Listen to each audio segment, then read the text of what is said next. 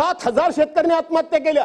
ह्या आत्महत्येचं प्रमाण किंवा आत्महत्येचा प्रकार किंवा आत्महत्या होण्याचं केवळ हे सरकारच्याच कारकिर्दीत झालं अशा पद्धतीचा मी आरोप करणार नाही, अजिबात करणार नाही।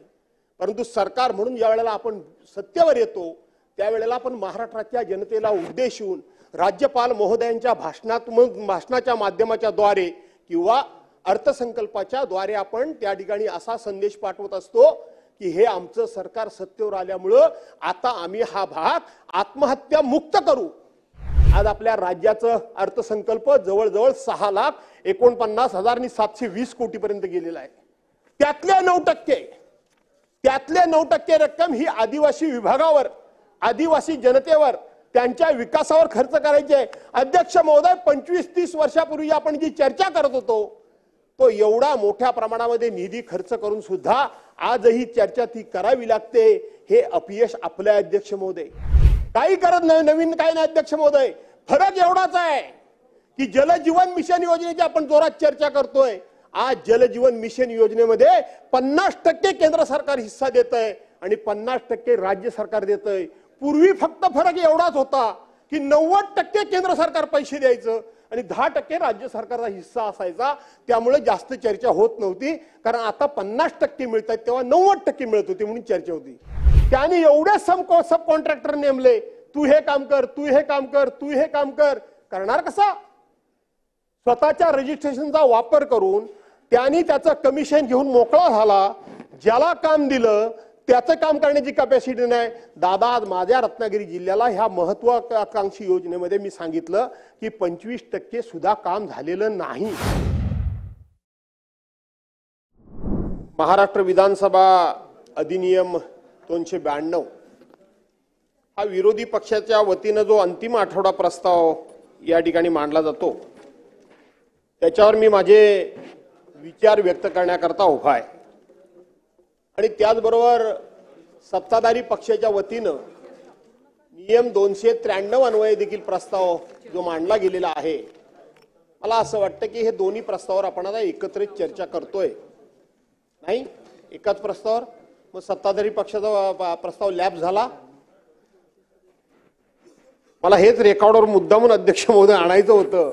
विरोधी पक्षाच्या प्रस्तावाला मी प्राधान्य दिलेलं आहे। धन्यवाद, धन्यवाद अध्यक्ष महोदय। अध्यक्ष महोदय, हे अधिवेशन विदर्भामध्ये होतंय, म्हणजे आपल्या राज्याच्या उपराजधानीमध्ये नागपूरमध्ये होतंय।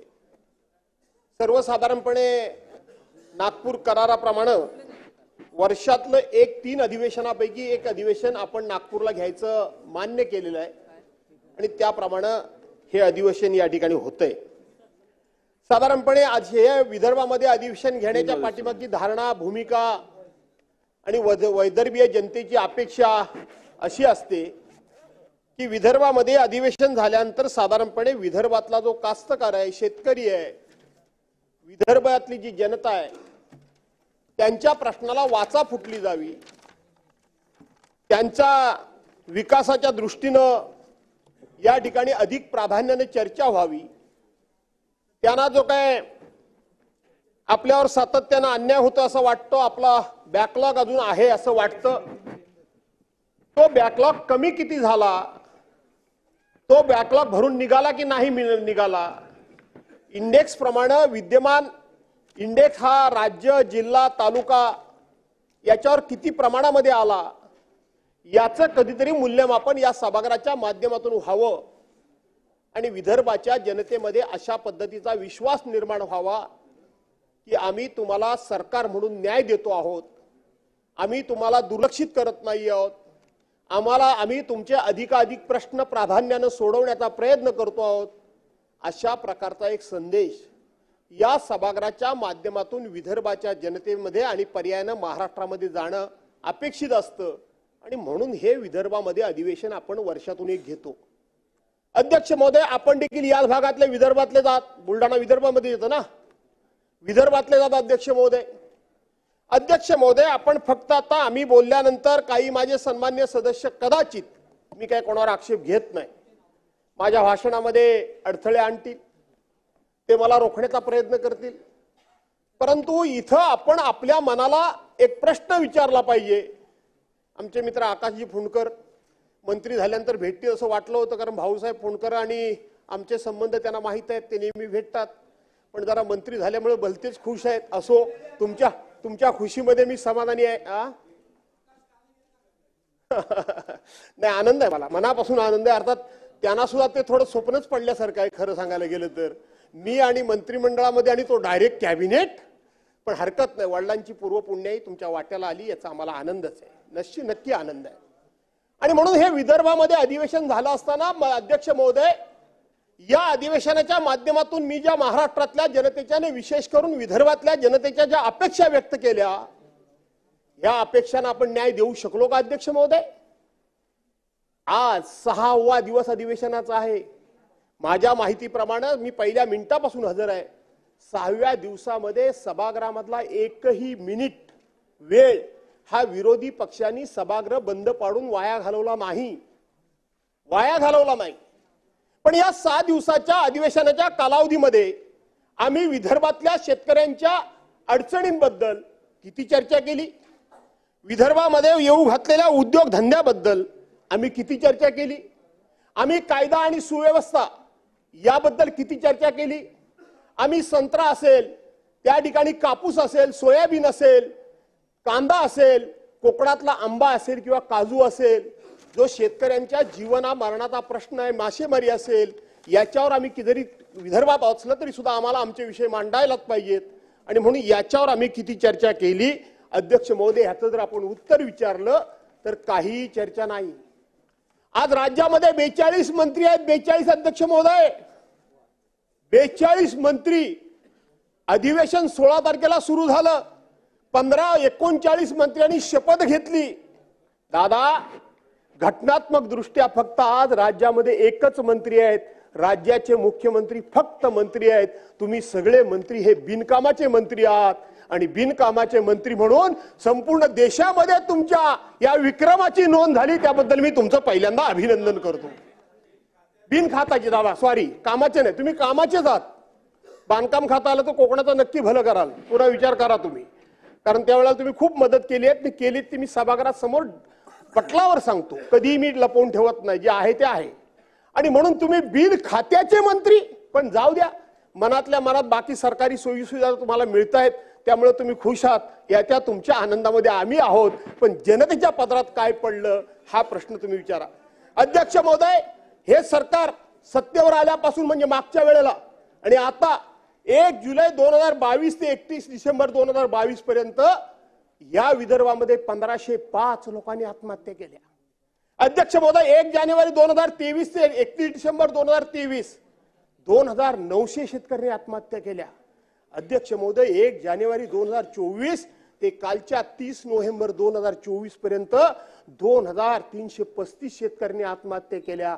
याचा अर्थ जवळजवळ 7000 शेतकऱ्यांनी आत्महत्या केल्या. 7000 शेतकऱ्यांनी आत्महत्या केल्या. ह्या आत्महत्येचं प्रमाण किंवा आत्महत्येचा प्रकार किंवा आत्महत्या होण्याचं केवळ हे सरकारच्याच कारकिर्दीत झालं अशा पद्धतीचा मी आरोप करणार नाही, अजिबात करणार नाही. परंतु सरकार म्हणून ज्या वेळेला आपण सत्तेवर येतो त्यावेळेला आपण महाराष्ट्राच्या जनतेला उद्देशून राज्यपाल महोदयांच्या भाषणाच्या माध्यमाच्या द्वारे किंवा अर्थसंकल्पाच्या द्वारे आपण त्या ठिकाणी असा संदेश पाठवत असतो की हे आमचं सरकार सत्तेवर आल्यामुळं आता आम्ही हा भाग आत्महत्या मुक्त करू. मुक्त करणं थोडं अवघड काम झालेला आहे, प्रयत्न होतात, पण तरी देखील 7000 आत्महत्या होणं मला वाटतं या राज्यकर्त्यांच्या कारकिर्दीतला आणि या महाराष्ट्रातल्या इतिहासातला सगळ्यात मोठा विक्रम आहे असं म्हटलं तर अध्यक्ष महोदय ठरणार या ठिकाणी वावगं ठरणार नाही. अध्यक्ष महोदय, शेतकरी आत्महत्या मुक्त महाराष्ट्र करण्याची माननीय मुख्यमंत्र्यांची घोषणा ही कागदावरच झाली. दुष्काळग्रस्त भागाला शेतमालाला आम्ही रास्त भाव देऊ, एकंदरीत उत्पादक खर्चाच्या 1.5 आम्ही भाव देऊ. कुठे आहे अध्यक्ष महोदय, कुठे आहे एमएसपी आहे, कुठे एमएसपी? दुधाचे पडलेले भाव मध्यंतरी सरकारने जाहीर केलं की आम्ही दुधाच्या पडलेल्या भावाला या ठिकाणी सुधारित करण्याकरता पर लिटर 10 रुपये आम्ही त्या ठिकाणी वाढीव देऊ. कुठे आहेत अध्यक्ष महोदय त्याचा वाढीव?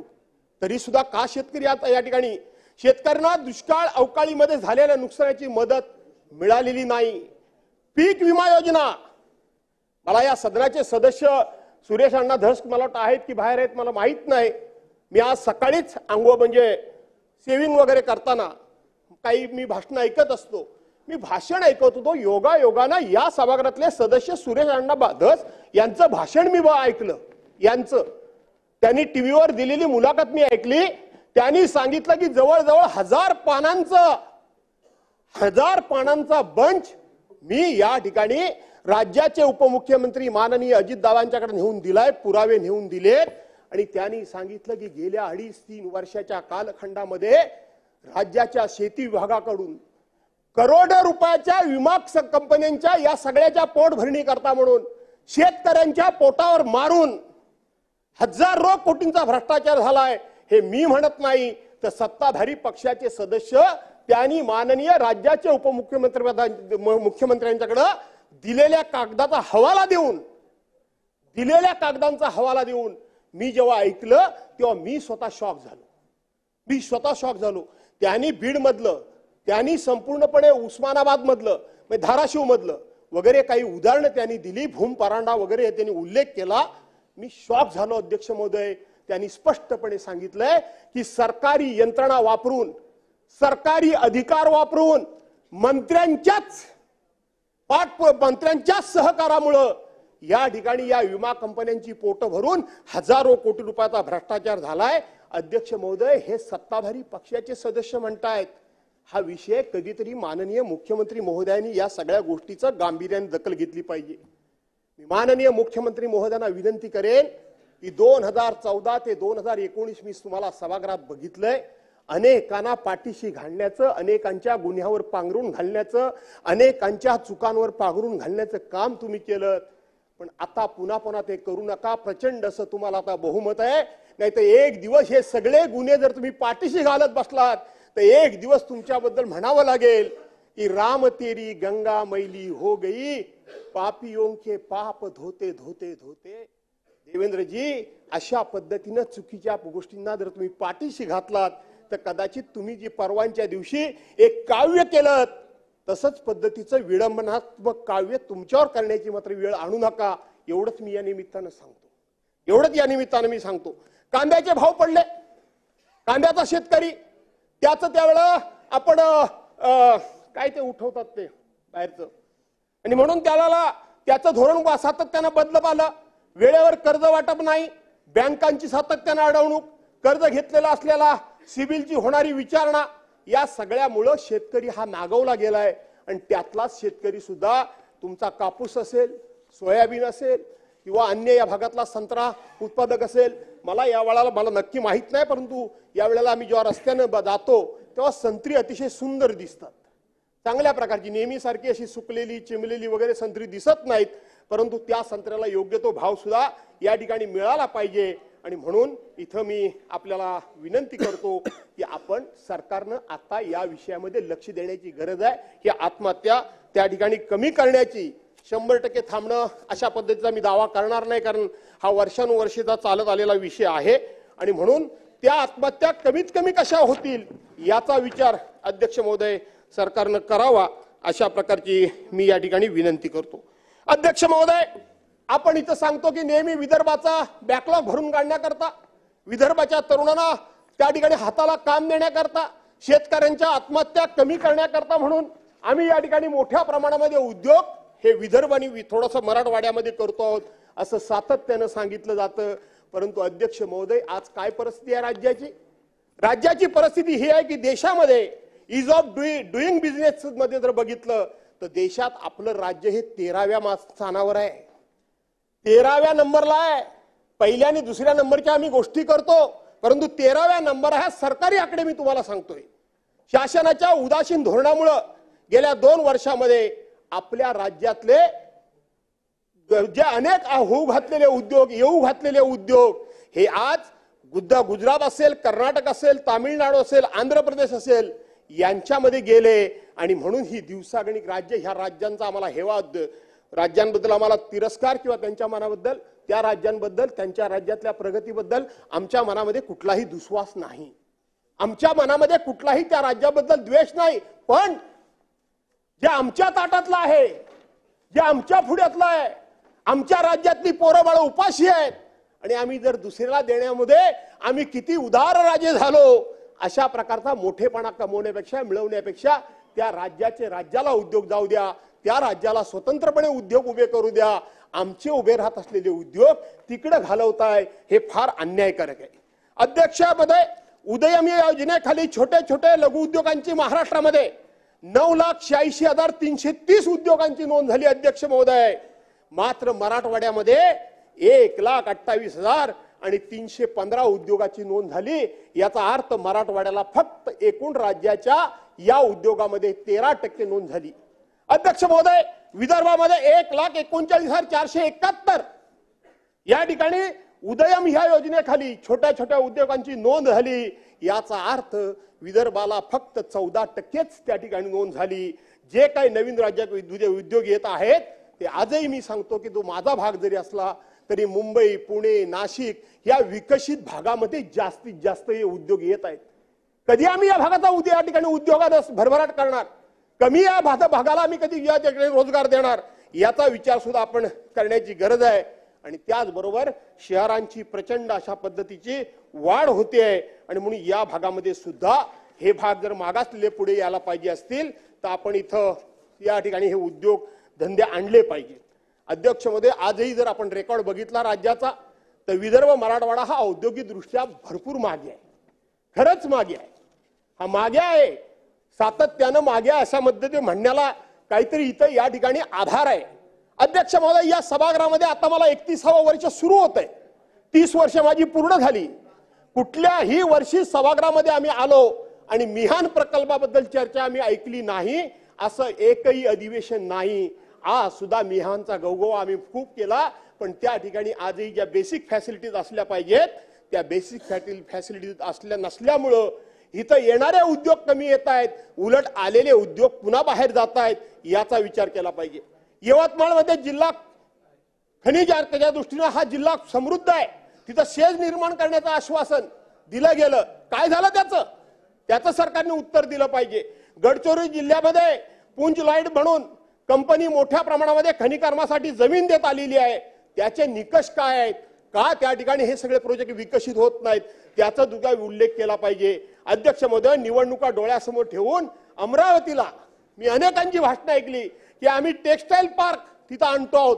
टेक्सटाईल पार्क या प्रकल्पाचं दादा भूमिपूजन झालं, त्याचा स्टेटस काय आहे, काय त्या टेक्सटाईल पार्कची त्या ठिकाणी अवस्था आहे, त्या तो कधी टेक्सटाईल पार्क सुरू होणार याचं सुद्धा उत्तर सरकारनं देण्याची गरज आहे. घोटी असेल, सिन्नर असेल, तिथं शेज निर्माण करण्याकरता जमिनी मात्र मोठ्या प्रमाणामध्ये घेतल्या गेल्या, परंतु राज्याच्या विकासाच्या दृष्टीनं तिथं काहीही झालं नाही.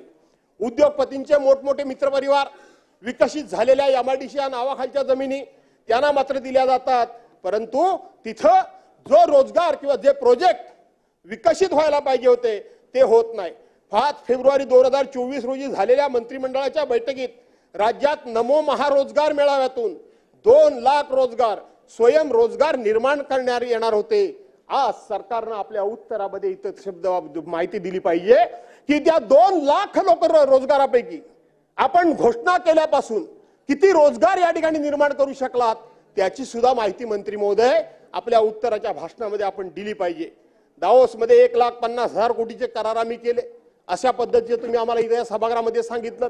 आम्ही त्याच्यावर थोडेसे आरोप केले की तुमची ही फक्त टूरच झाली, तुमचा हा फक्त या ठिकाणी फिरण्याचा एक कार्यक्रमच झाला. तुम्ही तिथं सांगितलं की आम्ही मोठमोठे उद्योग आणले.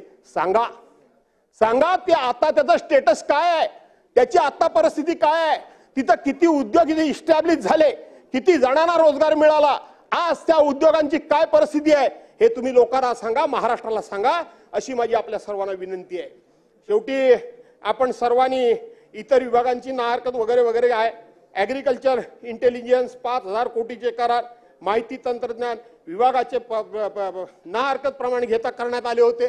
पुढे काय झालं त्याचं, पुढे काय झालं? आज राज्यातील प्रत्येक जिल्ह्यात काही तालुक्यामध्ये एमआयडीसी क्षेत्र उभारण्यात आलेलं आहे, मात्र एक क्षेत्र आजही उद्योगांच्या प्रतीक्षेत आहे, आजही उद्योगांच्या प्रतीक्षेत आहे.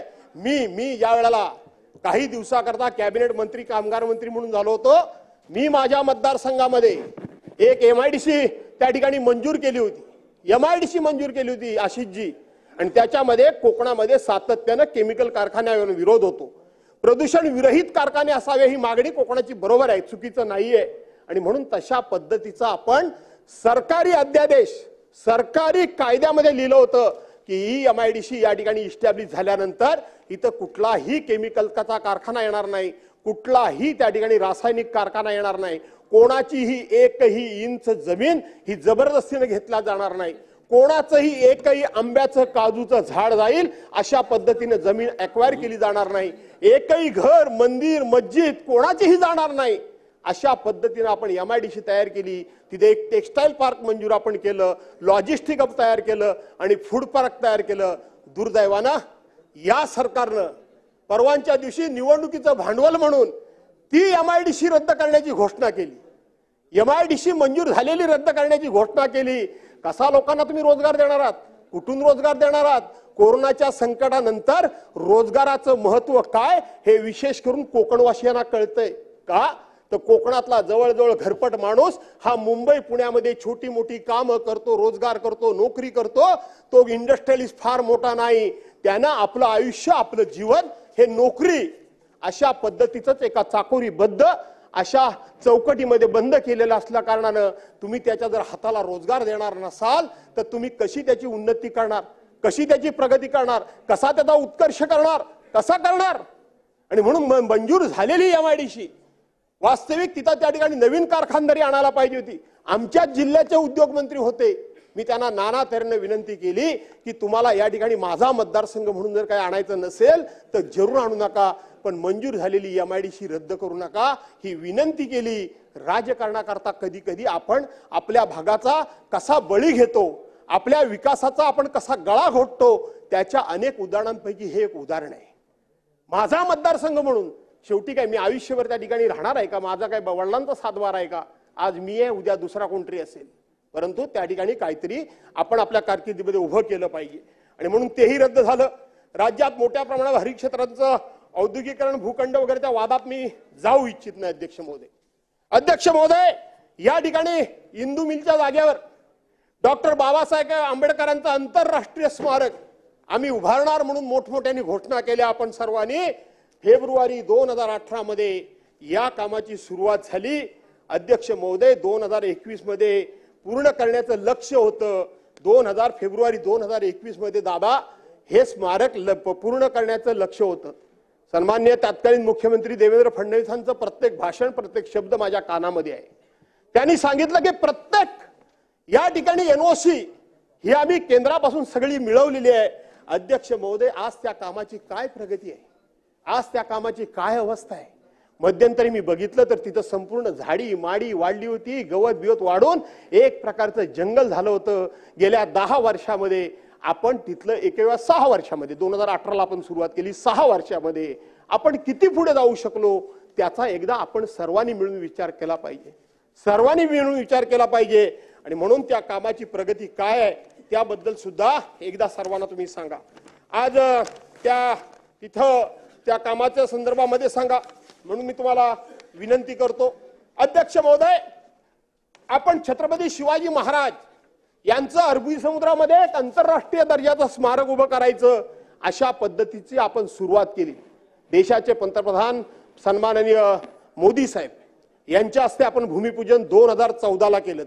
24 डिसेंबर 2016 रोजी, 14 नाही 24 डिसेंबर 2016 रोजी एक आपण माननीय पंतप्रधान महोदयांच्या हस्ते त्यांना बोलवून वेगवेगळ्या ठिकाणच्या माती वगैरे असलं काय आणून आपण त्या ठिकाणी त्याचं भूमिपूजन केलं.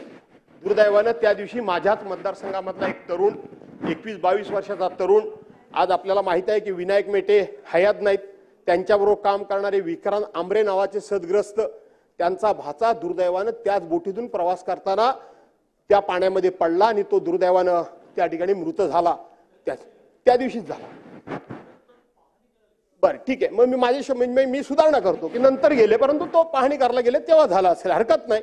परंतु 24 डिसेंबर 2016 रोजी आपण त्या स्मारकाचं भूमिपूजन केलं.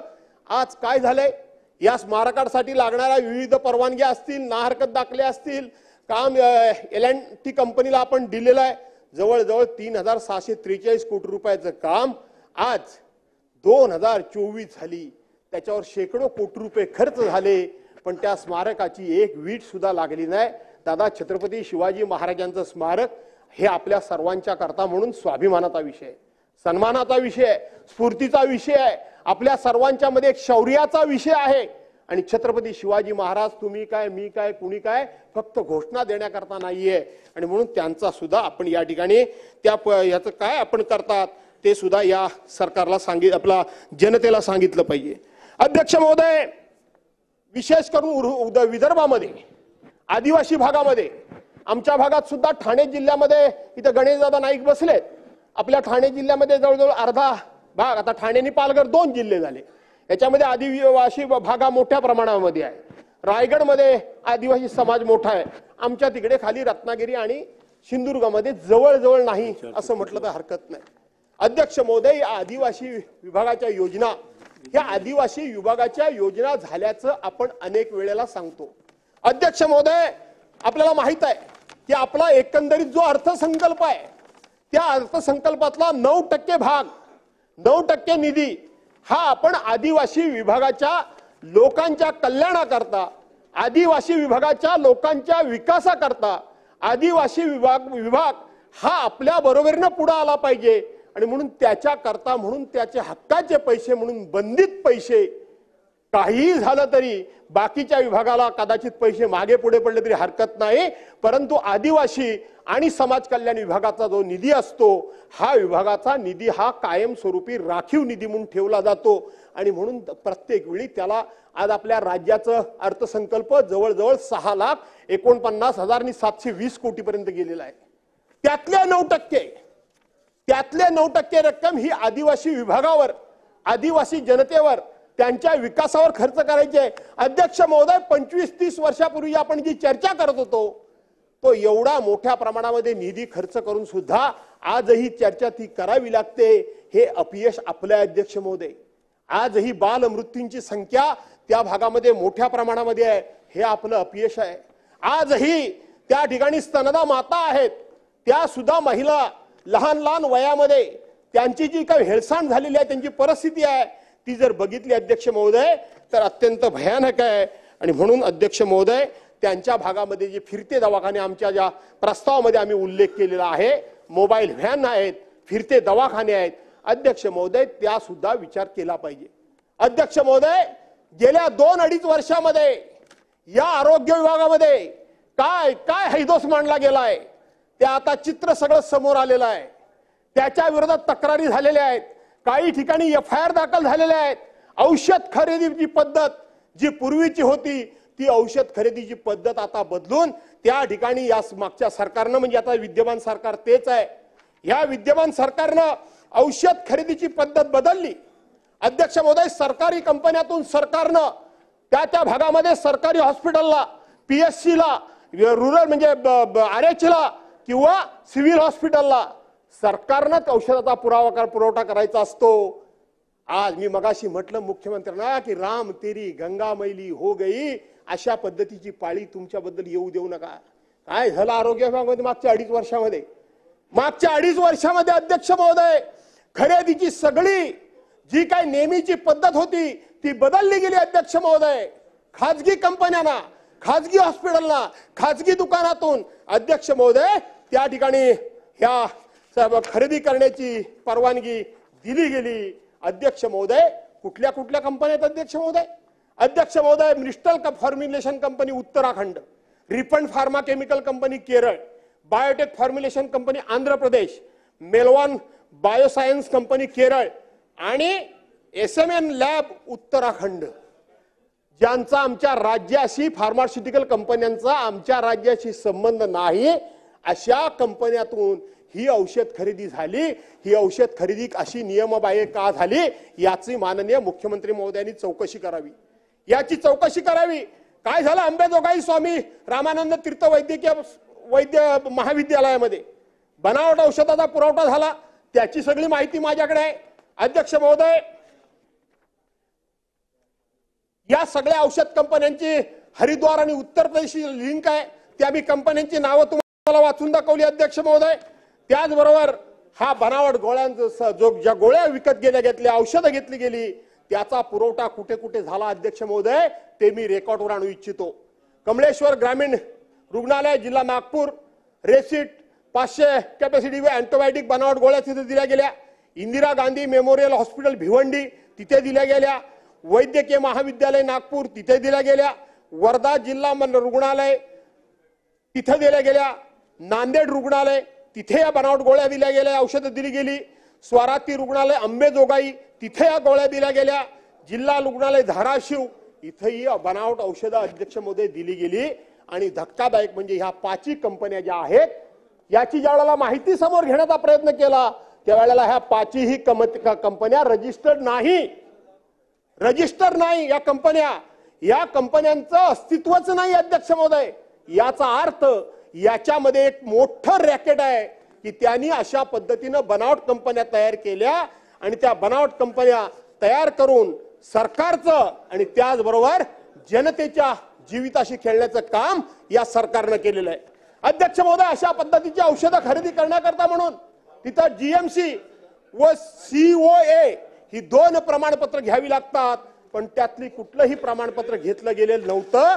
आणि म्हणून अध्यक्ष महोदय हा कोण आहे विजय चौधरी? हा विजय चौधरी कोण आहे?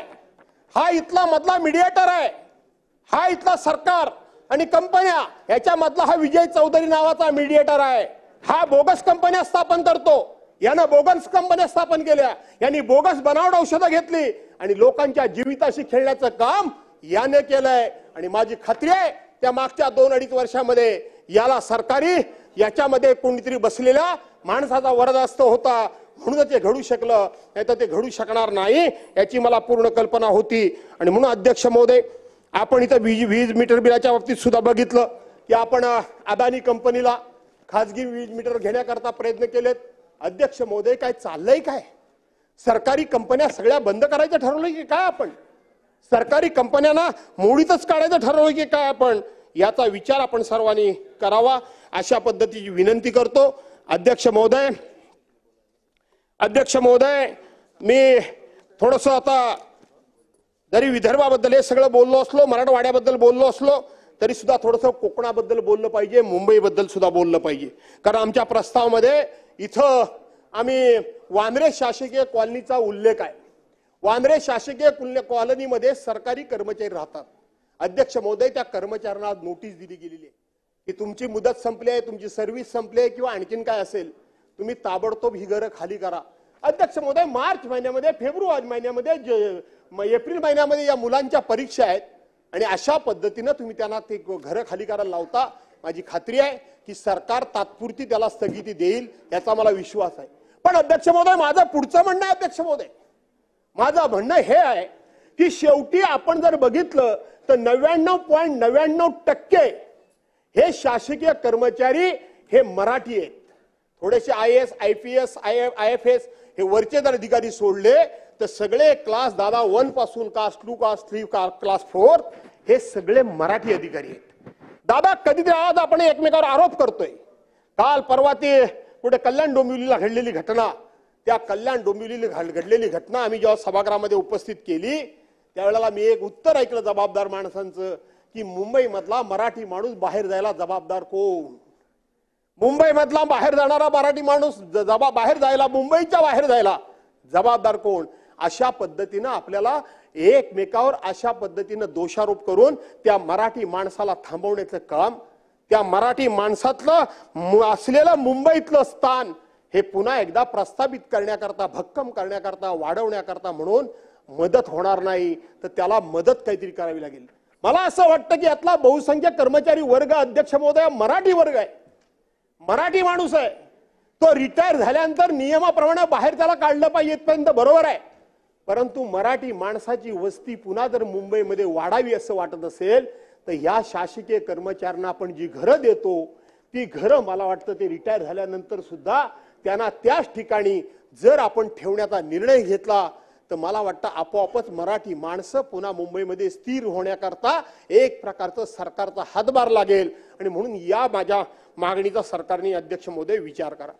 अध्यक्ष महोदय आज महाराष्ट्र जीवन प्राधिकरणाचा उल्लेख आम्ही याच्यामध्ये आमच्या प्रस्तावामध्ये आणलाय.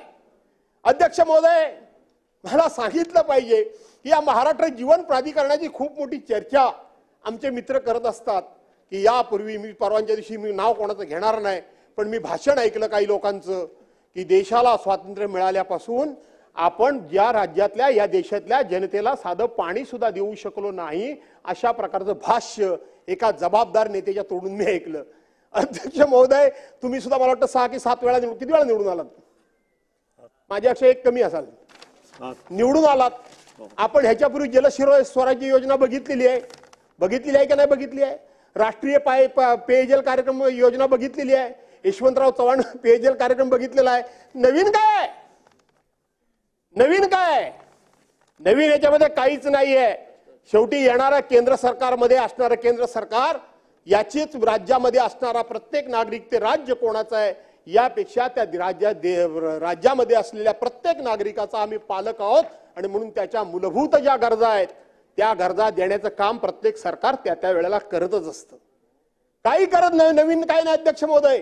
फरक एवढाच आहे की जलजीवन मिशन योजनेची आपण जोरात चर्चा करतोय. आज जलजीवन मिशन योजनेमध्ये 50% केंद्र सरकार हिस्सा देत आहे आणि 50% राज्य सरकार देत आहे. पूर्वी फक्त फरक एवढाच होता की 90% केंद्र सरकार पैसे द्यायचं आणि 10% राज्य सरकारचा हिस्सा असायचा. त्यामुळे जास्त चर्चा होत नव्हती, कारण आता 50% मिळतात तेव्हा 90% मिळत होती म्हणून चर्चा होती. मुद्दा तो माझा नाही अध्यक्ष महोदय.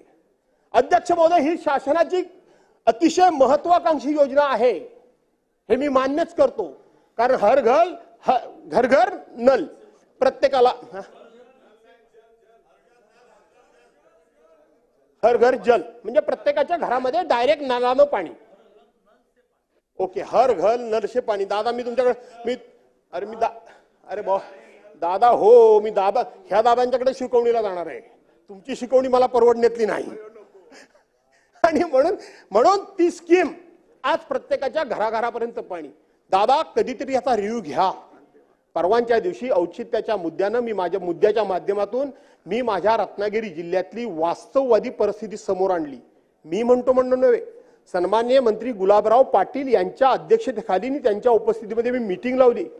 तिथे ही परिस्थिती समोर आली की संपूर्ण महाराष्ट्रामध्ये जर ह्या जलजीवन मिशन योजनेच्या योजनेमध्ये सगळ्यात मागे जर जिल्हा कुठला असेल तर तो रत्नागिरी जिल्हा आहे हे सांगण्यात आलं. मार्च 2024 पर्यंत ह्याची मुदत होती. मुदत वाढवून मिळेल याबद्दल काही दुमत असण्याचं कारण नाही. ती वाढवून द्यावी लागेल, कारण अनेक योजना ह्या पाईपलाईन मध्ये आहेत. त्यांना खर्च झालेला आहे 10%, 20%, 25% टेंडर झालेला आहे. पण अध्यक्ष महोदय, मी आपल्या माध्यमातून पुन्हा एकदा सरकारच्या लक्षात आणून देऊ इच्छितो. आज बांधकाम खात्यामध्ये तुम्ही बांधकामामध्ये काम केलंय. एखाद्याला काम द्यायचं असेल तर त्याची बीड कॅपॅसिटी तपासली जाते की नाही जाते? त्याच्या हातामध्ये पूर्वीची कामं तिथे तपासली जातात. आता जर त्याला आणखीन कामं दिली तर तो करू शकेल की नाही ही त्याची कॅपॅसिटी बघितली जाते.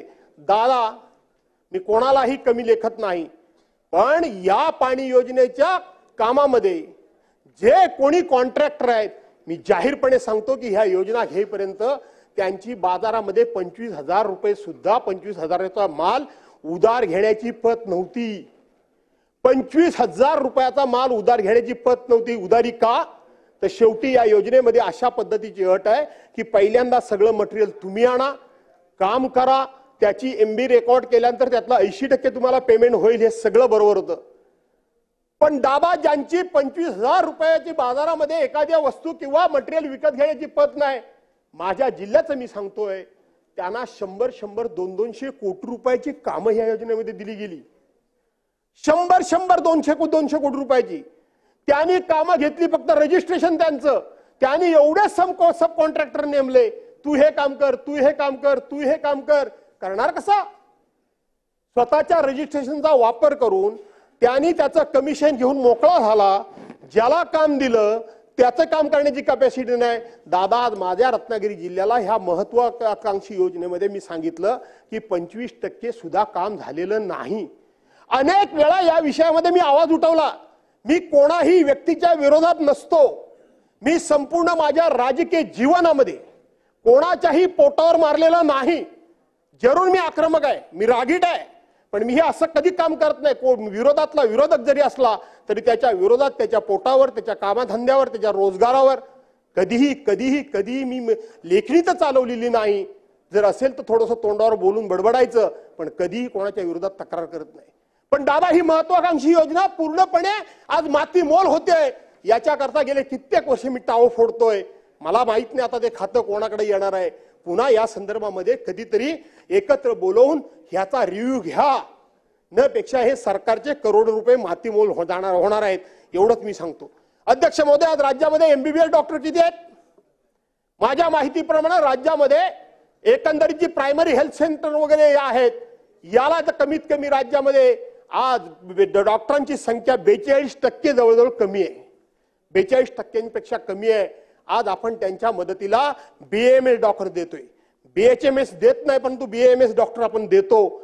परंतु आज सगळ्या प्रायमरी हेल्थ सेंटरमध्ये RH मध्ये आपल्याला कंपल्सरी एक MBBS डॉक्टर ठेवावा लागतो. आणि तो जर MBBS डॉक्टर ठेवला नसेल तर ते नियमबाह्य होतं.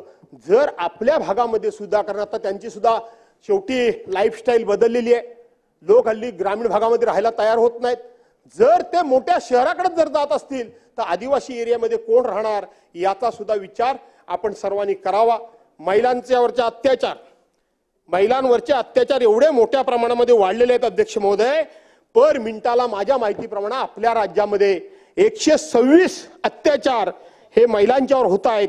आणि म्हणून हे महिलांच्यावर होणारे अत्याचार, आज राज्यामध्ये महिलांच्यावर होणाऱ्या अत्याचारामध्ये आपलं राज्य हे 4थ्या नंबरला येऊन ठेपलंय. आपलं राज्य ड्रगच्या बाबतीत काय उडता पंजाब होतो की काय, अशा प्रकारची परिस्थिती आज या ठिकाणी निर्माण झालेली आहे. आणि म्हणून अध्यक्ष महोदय, मी टीका या विषयामध्ये टाळलेली आहे. मी काही धोरणात्मक मुद्दे या ठिकाणी मांडलेले आहेत की आपण आदिवासी विभागाचा, आदिवासी समाजाचा कशा पद्धतीने उत्कर्ष करणार, कशा पद्धतीने त्यांचा विकास करणार. आज या ठिकाणी शेतकऱ्यांना निश्चितपणे तुम्ही काय देणार, अशा प्रकारचे प्रश्न या ठिकाणी मी उपस्थित केलेले आहेत. आणि त्याचबरोबर राज्यामध्ये वैद्यकीय सेवेचा ओढालेला बोजवारा, राज्यामध्ये वैद्यकीय सेवेमध्ये झालेला प्रचंड भ्रष्टाचार, राज्यामध्ये पाणी योजनेचे वाढलेले 3-13, राज्यामध्ये ड्रग्जचं वाढलेलं प्रमाण, राज्यामध्ये वाढलेलं गँगवार. काय झालं पुण्यामध्ये, जे विद्येचं माहेरघर म्हणून समजलं जातं, आज कोयता गँग त्या भागामध्ये खुलेआमपणे फोटो बघतो आपण. कोयता गँगच्या लोकांनी सुळसुळाट मांडलाय. काय झालं परवाच्या दिवशी संतोष, काल माननीय मुख्यमंत्री महोदयांनी उत्तर दिलं म्हणून मी त्यावर जास्त भाष्य करू इच्छित नाही. पण त्या उत्तरानं महाराष्ट्राचं समाधान झालेलं नाही. त्या उत्तरानं महाराष्ट्राचं समाधान झालेलं नाही.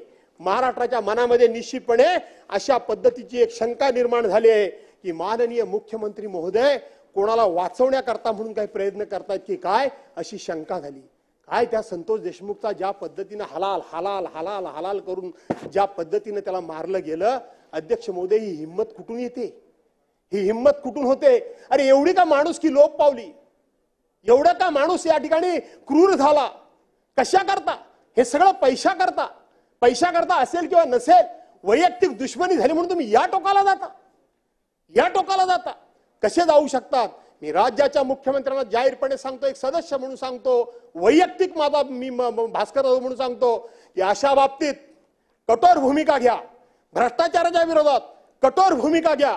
राज्याच्या विकासाच्या विरोधात, विकासाच्या बाजूने, विरोधात नाही, विकासाच्या बाजूने कठोर भूमिका घ्या. आता मला विचारलं, बाहेर पत्रकारांनी विचारलं की माननीय मुख्यमंत्री महोदयांनी एक चांगल्या हुशार, जाणकार, अभ्यासू लोकांचा, ज्यांना अर्थनीती कळते, ज्यांना आर्थिक धोरण कळतं, जे राज्याची आर्थिक प्रत उंचवू इच्छितात, राज्याचं उत्पन्न वाढवण्याकरता म्हणून काही नवीन सोर्सेस शोधू इच्छितात, तुमचं त्यांच्याबद्दल मत काय? मी डायरेक्ट सांगितलं, जर खरोखर राज्याचे मुख्यमंत्री अशा पद्धतीनं राज्याची आर्थिक स्थिती जर सुधारणार असतील, राज्याची बिघडलेली आर्थिक शिस्त, राज्याची बिघडलेली आर्थिक घडी, होय आर्थिक शिस्त बिघडलेली आहे, अशी राज्याची आर्थिक शिस्त नव्हती. शेवटी बजेटला काय अर्थ आहे की नाही? मग कशाला मांडायचं आम्ही बजेट? एकदा बजेट मांडल्यानंतर एक एक रुपयाचा हिशेब या सरकारच्या माध्यमातून या सभागृहाला द्यावा लागतो. या सभागृहाची मान्यता घ्यावी लागते. आणि ते बजेट सुद्धा पुरवणी मागण्या मांडत असताना किती टक्के घ्यावी याच्याकरता गोड बोले समितीनं आपल्याला गाईडलाईन्स दिलेले आहेत. आपल्याला गाईडलाईन्स दिलेले आहेत. आपल्या सर्वांची जबाबदारी आहे की आपल्या महाराष्ट्राचं नाव सगळ्या क्षेत्रामध्ये 1 नंबरला होतं.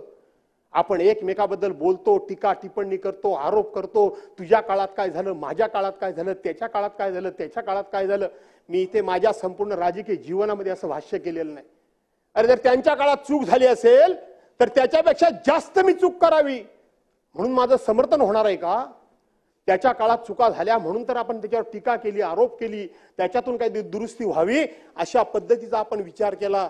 माझी विनंती आहे सरकारला की या प्रस्तावाच्या माध्यमातून चांगले निर्णय घ्या. चांगल्या निर्णयाचं आम्ही नक्की समर्थन करू. विरोधाला विरोध करणं हे आम्हाला होणार नाही, माझ्यासारख्याकडून तर वैयक्तिक होणार नाही. पण जिथं चुकीचं असेल तिथं मात्र गय केली जाणार नाही. चुकीचं असेल ते सुद्धा तुम्ही त्याच्यावर पांघरून घाला अशी अपेक्षा मित्रांनो ठेवू नका. सरकारनं मित्रांनो म्हणजे सरकारनं ठेवू नये अशा प्रकारची माझी विनंती आहे. आणि म्हणून अध्यक्ष महोदय, या विरोधी पक्षाचं हे प्रभावी हत्यार आहे, हे प्रभावी आयुध आहे. हत्यार म्हणजे आयुध आहे. मी महिलांच्या अत्याचारापासून सगळ्याच या ठिकाणी सगळी आकडेवारी आणली होती, पण माझं घड्याळाकडे पण लक्ष आहे. आज बरेच वर्षानंतर मला एवढं विस्तारणं झालं, मी स्वतःच थांबवतोय, उगाच त्रास घेताय तुम्ही. आणि बऱ्याच वर्षानंतर इतकं मी विस्तारणं बोलतोय. आणि म्हणून हा प्रस्ताव आणण्याच्या पाठीमागं केवळ सरकारच्या उणीवा दाखवाव्या, केवळ सरकारच्या चुका दाखवाव्या, केवळ सरकारवर दोषारोप करावा, केवळ सरकारवर टीका करावी असं नाही अध्यक्ष महोदय. तर या प्रस्तावाच्या माध्यमातून महाराष्ट्राच्या जनतेमध्ये निश्चितपणे काही चांगलं पडेल अशाच भावनेनं मी हा प्रस्ताव आणलेला आहे. आणि म्हणून या प्रस्तावावर आपण मला विस्तृतपणे माझे विचार मांडायला संधी दिलीत त्याबद्दल आपल्याला धन्यवाद देतो आणि या ठिकाणी थांबतो.